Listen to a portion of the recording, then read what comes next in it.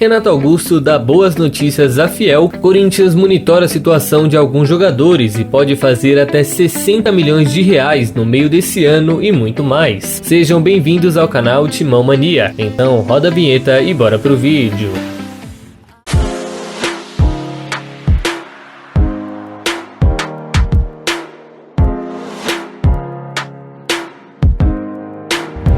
Fala aí, fiel, tudo certo com vocês? Bom, fim da primeira fase na Copinha, o Timão encerrou ontem a parte mais tranquila desse torneio, batendo São José por 2-0 e terminando em primeiro do grupo com 9 pontos, 6 gols marcados e 1 sofrido, classificando aí junto ao Resende, que vai encarar o Fortaleza nessa semana, enquanto a gente pega o Ituano já nesta quarta-feira às 9h45 da noite, certo? Bom, fiel, acredito que vocês, assim como eu, não se empolgaram tanto com essa primeira fase do Corinthians na Copinha não, né? Mesmo com as vitórias, que pra mim eram mais que obrigatórias, afinal estamos falando de adversários com uma base ruim e pouca estrutura, o Timãozinho realmente decepcionou muito tecnicamente e ainda sofreu pra ganhar os 3 jogos que eram considerados fáceis, como por exemplo, né, esse de ontem contra o São José, onde o Corinthians já estava classificado, entrou ali só com as reservas e o intuito não era nem vencer, mas sim mostrar a qualidade individual dos jogadores para esses próximos jogos. E assim, fiel, tirando aí o Pedro, Daniel Marcos, o Richard e mais uns 2 ou 3, tecnicamente falando em bola no pé, esse jogo foi o pior que eu vi dentre esses 3. O time não falhava só na questão coletiva, que para mim era até normal, né? Afinal eram reservas, não treinavam juntos, então a parte coletiva não dá nem para criticar tanto, mas também na questão individual, sofrendo com erros de passes bizarros, coisa assim de voltar para a escolinha, falta de criatividade dos meias que obrigou os zagueiros a saírem jogando e saírem na base da esticada pra frente, né? O Varanda e o Richard, coitado, se não viessem buscar a bola no meio, morriam de fome. O Pedro também, que tava ali na ponta esquerda, às vezes ainda vinha pro meio, acabou se lascando também, foi mais um aí que entrou nessa barca, porque o lateral esquerdo que jogava atrás dele, na verdade era um zagueiro improvisado, porque o Siston só levou o Reginaldo pra posição, e por isso, né, que a bola quase nunca ia pra aquele lado. Então assim, menino jovem, 15 anos, né, o Pedro jogou muito mesmo com todos esses erros e ainda foi coroado com um gol. Só que infelizmente, né, jogou num time que não acompanhou o ritmo dele e só sobrou a individualidade de cada um pra falar mesmo, né? Enfim, pelo menos ainda teve o gol do Giovani, entrou ali no segundo tempo, fez o gol de pênalti e tirou a zica, e agora é focar nesse próximo jogo de amanhã e tentar mostrar o que eles aprenderam na base, porque até agora realmente tá muito fraco. Tá muito difícil de confiar nesse time pra chegar na final, viu? Por mais que no papel ele seja incrível, você olha os nomes assim e fica até impressionado, só que em campo ainda tá faltando muita coisa. O que vocês acharam, fiel? Comentem aí.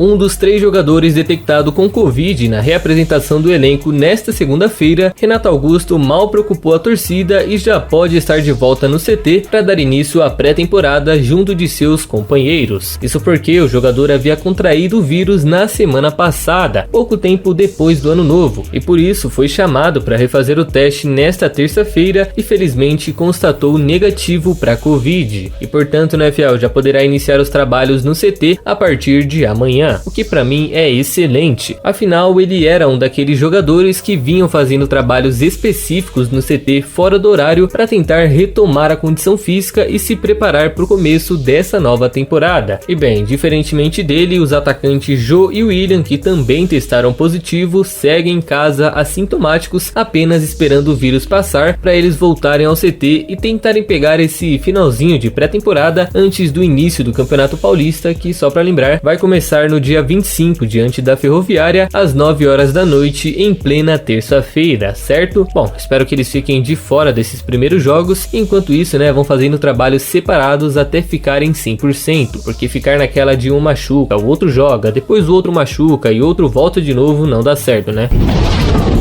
Nesta terça-feira, o atacante Cauê, inscrito pelo Corinthians na Copinha, foi anunciado pelo Lommel SK da Bélgica, o seu novo clube após o Timão não exercer o direito de compra no valor de mais ou menos 2 milhões de reais. O jogador assinou um contrato de 5 anos e a equipe do Parque São Jorge não tem mais nenhum vínculo com camisa 9. Lembrando que por aqui, Cauê fez ao todo 59 partidas pelo Sub-20, marcando em 21 oportunidades, enquanto no profissional chegou a fazer 14 jogos com o Mancini, balançando a rede 2 duas vezes, certo? Bom, fiel, acredito que essa compra só não aconteceu porque nesse ano, felizmente, nós temos muitas opções boas para essa posição na base, como o Felipe Augusto, Giovani, esse Richard que jogou a copinha, o Varanda. É claro, nem todos são camisa 9 de ofícios como ele, mas como eles também atuam por ali, eu acredito que a diretoria preferiu não pagar esse valor ao novo e apostar em outras promessas da base. Lembrando aqui que o Giovani também vive a mesma situação de seu ex-parceiro, está emprestado do Capivariano até o meio desse ano e caso o Corinthians tenha vontade de comprá-lo em definitivo, terá de pagar um valor de 3 milhões de reais, certo?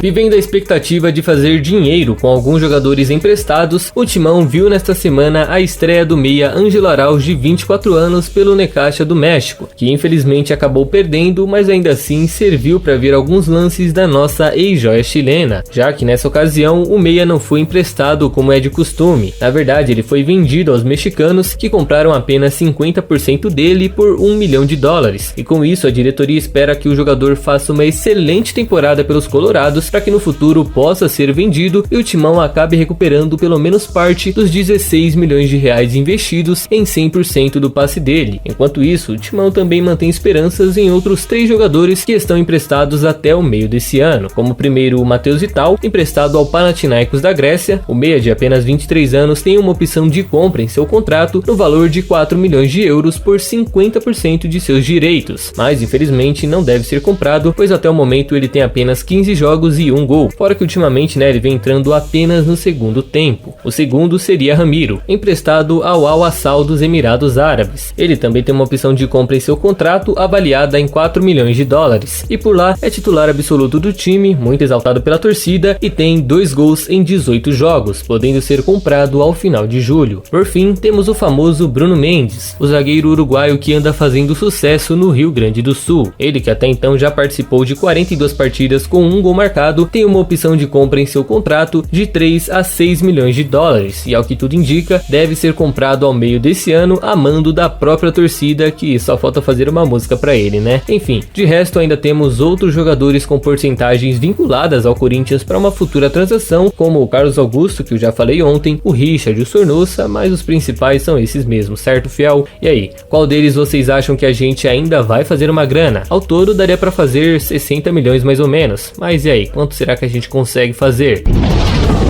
O Corinthians já está muito próximo de contratar o goleiro Ivan, de 24 anos, que pertence à Ponte Preta. Nesses últimos dias, o Corinthians avançou nas negociações com a empresa que cuida da carreira do jogador, e por isso espera fechar o negócio já nesses próximos dias. Ao mesmo tempo, a diretoria alvinegra também vem negociando a venda de outro goleiro do elenco, o chamado Matheus Donelli, de apenas 19 anos, que segundo o portal do Globoesporte.com, teria recebido propostas do Brasil e do exterior. A princípio, ele sairia por empréstimo como qualquer outro jovem do nosso elenco, e aí voltaria no ano que vem com mais rodagem, mais experiência e pronto para jogar. Só que por uma preferência própria, ele mesmo avisou a diretoria que prefere ser transferido em definitivo, certo? Bom, agora voltando a falar do Ivan, atualmente ele é visto como um dos principais ativos da Macaca, que detém 100% de seu passe, mas por conta das dívidas que eles têm, grande parte desses direitos já estão comprometidos. Além disso, o presidente Marco Antônio falou sobre esse negócio com o Globoesporte.com e revelou que a ordem é de 10 a 12 milhões de reais. Ou seja, a gente vai pagar aí em torno de 11 milhões por ele, num contrato que deve durar de 3 a 4 anos, certo, fiel? Bom, pelo menos agora já tá explicada a compra desse goleiro, né? Teremos baixa na posição até o final desse mês. E aí, fiel, agora essa contratação é compreensível? Porque pra mim faz todo sentido. Ele é caro, acredito que vai jogar pouco, mas agora faz sentido. Comentem aí.